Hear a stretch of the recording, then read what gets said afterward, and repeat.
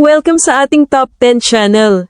Dito, tinatalakay natin ang mga kapanapanabik at kapaki-pakinabang na top 10 listahan na siguradong makakadagdag sa inyong kaalaman. Sa video na ito, tatalakayin natin ang top 10 pinakamahal na sasakyan ngayong 2025 na siguradong magugustuhan mo. Perfect ito para sa mga mahilig sa fun facts, trending topics, at mga informative content. Kung bago ka pa lang dito sa ating YouTube channel, huwag kalimutang mag-subscribe at i-click ang notification bell para lagi kang updated sa mga bago nating videos. Ready ka na ba guys? Kung ready ka na, tara simulan na natin. Isa, Rolls-Royce LaRose Noir Droptail, ang halaga $32 million. Ang ultra-rare na coach-built cabriolet na ito ay inspirasyon mula sa Blackback Cara Rose. May Park Tri-interior na binubuo ng 1,603 piraso ng Black Sycamore veneer na inabot ng 9 na buwan upang buuin. Tanging 4 na unit lamang ang ginawa, kaya't ito ang pinakamahal na bagong kotse sa mundo ngayong 2025. Dalawa, Rolls-Royce Boattail -$28 million. Isang coach-built na sasakyan na may inspirasyon mula sa mga luxury yacht. May butterfly-style na likurang bahagi na naglalaman ng picnic suite, parasol, at champagne fridge.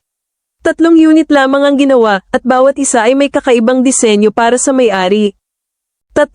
Bugatti La Voiture Noir, $18.70 million. Isang one-off na hypercar na nagbibigay pugay sa Type 57 SC Atlantic. May 8.0 na litro quad-turbo W16 engine na may 1,500 horsepower at 6 na tailpipes. Ang disenyo nito ay pino at moderno, na may full carbon fiber body.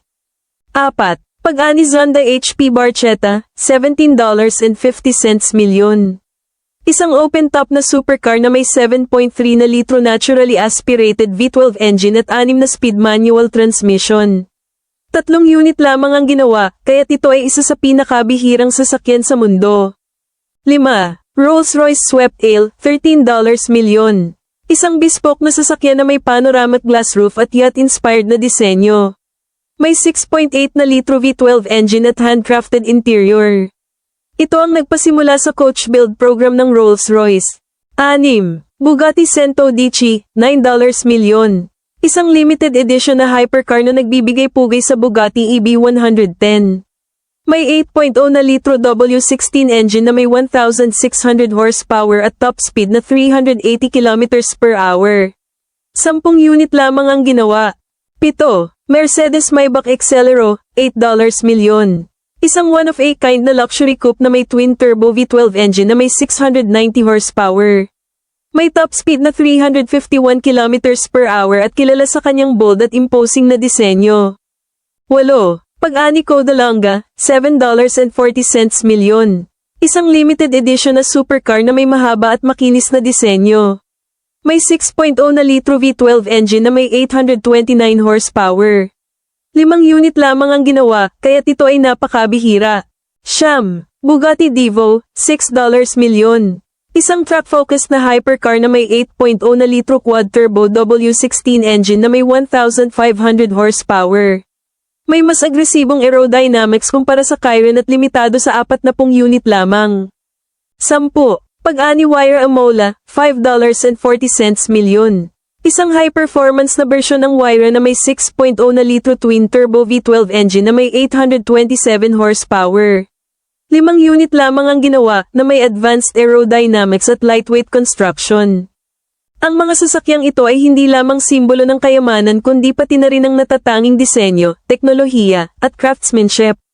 Ang kanilang limitadong produksyon at kakaibang katangian ay ginagawa silang mga obra maestra sa mundo ng otomotibo. Kung nais mo ng mas detalyadong impormasyon o paghahambing ng mga sasakyang ito, huwag mag-atubiling magtanong. Grabe, di ba? Ang bawat sasakyan ay tunay na simbolo ng kayamanan at karangyaan. Kung may pagkakataon ka, alin sa mga ito ang gusto mong i-drive? Huwag kalimutang i-like, i-share, at i-subscribe para sa iba pang awesome at luxury content tulad nito. Kita-kits ulit sa susunod na top 10 adventure natin. Salamat sa panonood. Salamat po sa lahat ng nag-avail at gustong mag-avail din ng ating digital products. Nasa description na ang link para mai-direct kayo sa ating digital store. Maraming salamat po sa inyong pagsuporta sa katulad nating small na content creator. Diyos na mabalos mga ka-top 10. Thank you for watching. See you again in my next video.